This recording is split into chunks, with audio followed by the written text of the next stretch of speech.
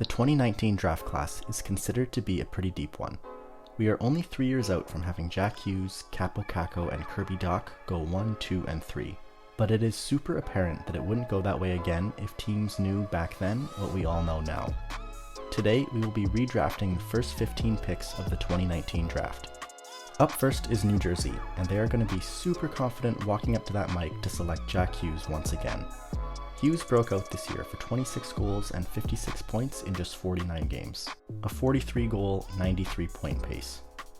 He's a dark horse candidate for 100 points this coming year, and it's looking like those Patrick Kane comparisons may not have been as ridiculous as we all thought even just a year ago. Drafting number 2 is the New York Rangers, who originally selected Kaapo Kakko. This time around, they are making no mistake in drafting defenseman Moritz Seider. Seider won the Calder Trophy this year by being a number 1 defenseman on the Red Wings and putting up 50 points.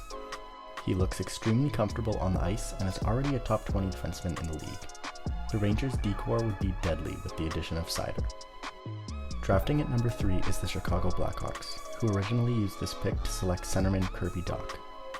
The Blackhawks clearly would want to do a do-over of this pick, as they have already departed from Dach when they traded him to the Montreal Canadiens at the draft this year. They would certainly select NHL 23 cover boy Trevor Zegras with this pick. Zegras produced 23 goals and 61 points in just 75 games this year, and inspired a new generation of creativity in young hockey fans. Zegras on a line with Kane would definitely get fans to come to Blackhawks games, as that would be unfair with the amount of skill and creativity they both possess. At number 4, this is where the Colorado Avalanche selected defenseman Beau Byram. While I don't think they regret this pick, seeing as how he was part of their Stanley Cup run this past year, I think they take electric winger Matt Boldy here instead. Boldy had a huge rookie season this year as he put up 15 goals and 39 points in just 47 games, which means he was on pace for a 26-goal, 68-point pace. I think that's too much to pass up on for the Avalanche. Drafting at number 5 is the Los Angeles Kings, who had originally taken Alex Turcotte with this pick. Turcotte's inability to get into NHL action isn't necessarily his own wrongdoing, due to some injuries, but I think at this point the LA Kings would happily agree to a do-over. I see them selecting Cole Caufield with this pick. Caufield had a weird season, as in the first 30 games under Dominic Ducharme, Caufield had just 1 goal and 8 points. Then, the Canadiens fired Ducharme and hired Marty St. Louis, who of course was also a smaller player who had tremendous success playing hockey. In the 37 games that Caufield played under St. Louis, he had 22 goals and 35 points. If he can keep up this pace for an entire 82-game season next year, he is looking at 48 goals and 78 points. If that happens, I think Caufield might be at 2 or 3 the next time I do a redraft, but for now, the Kings are super happy to snag him at 5. At number 6, this is where the Red Wings stole Moritz Seider. Nobody knew it at the time except for Stevie Y. But this time around, with Seider already off the board, I see the Red Wings selecting defenseman Beau Byram. Byram played just 30 regular season games this past season, but did produce 17 points. And in 20 playoff games, he also had 9 assists. Byram's health is a bit of a concern, and we all hope he can continue playing hockey, but at the end of the day, we all just want Beau Byram to be healthy and happy. Byram would be a pretty great consolation prize for the Red Wings here at 6th. Drafting at number 7, the Buffalo Sabres are happy to draft centerman Dylan Cozens once again, who they originally took with this pick. Cozens stepped up big time for the Sabres this past season, as he put up 38 points in 79 games. His progression seems to be getting better every year, and Buffalo Sabres fans have got to be super happy they actually did get Cozens in the real draft. At number 8, the Edmonton Oilers originally selected defenseman Philip Broberg, but this time around I have them taking centerman Alex Newhook.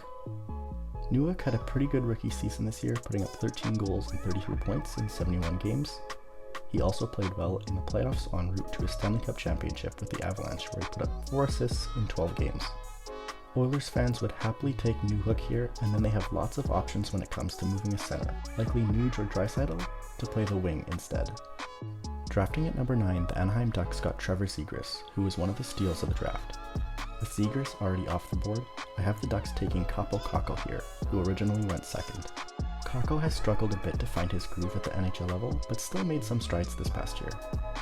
In 43 games, Kakko put up 18 points, which is a 34-point pace. On the Ducks, Kakko would be given every opportunity to succeed and may have developed a bit better there. At number 10, this is where the Vancouver Canucks originally selected Vasily Podkolzin. While I think Podkolzin has been good, I think the Canucks take Kirby Dach here instead, who originally went third. Dach is coming off a down year as he only scored 26 points in 70 games.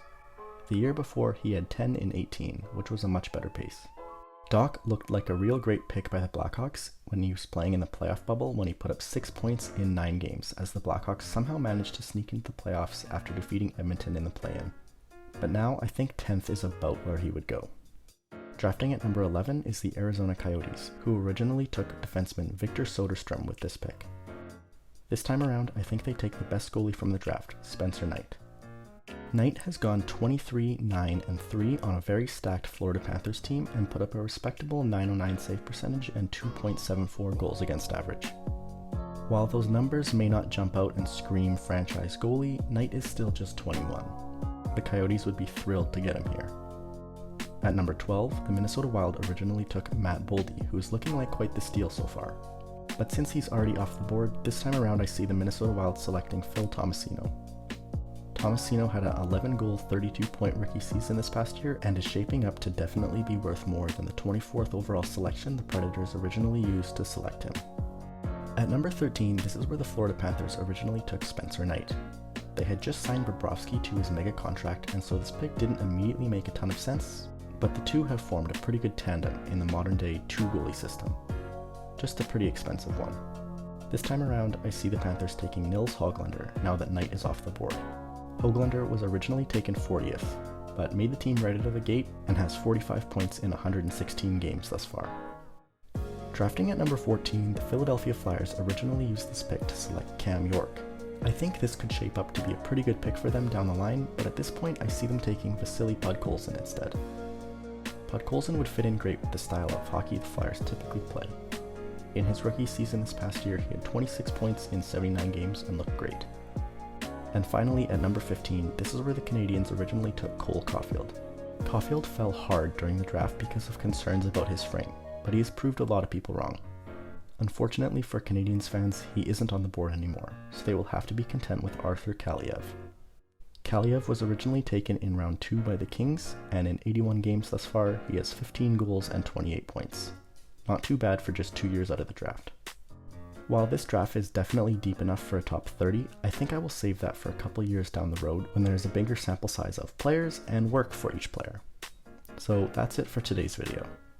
My plan is to do a redraft every few days until I get to the year 2000 or so if you enjoyed, please consider subscribing so you don't miss the next one.